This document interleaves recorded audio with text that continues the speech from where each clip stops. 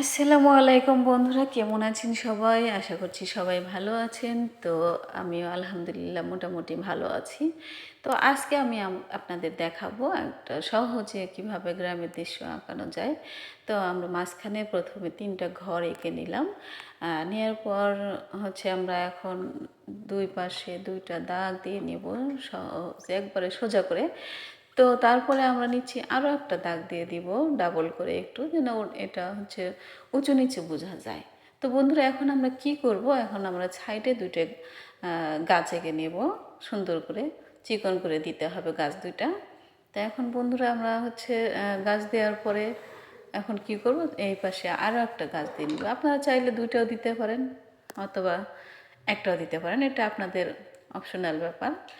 তো বন্ধুরা, তারপরে আমরা কি করব, উপরে দিগন্ত রেখা দিয়ে দিব। দেওয়ার পরে এখন নিচে আমরা যেহেতু এটা নদী বানিয়েছি, তো এখন নদীতে আমরা হাঁস দিয়ে দিব। তো এখানে আমরা 2টা হাঁসও দিতে পারি, 3টাও দিতে পারি, আপনাদের ইচ্ছা মতো দিবেন। তো আমরা দেখতে পাচ্ছি এখন হাঁসগুলো প্রায় আঁকা শেষ হয়ে যাচ্ছে। 2টা আঁকানো শেষ হলো, এখন আরেকটা আঁকাবো। তো 3টা আঁকানো শেষ। তো বন্ধুরা, কেমন লাগলো আমাদের ভিডিও?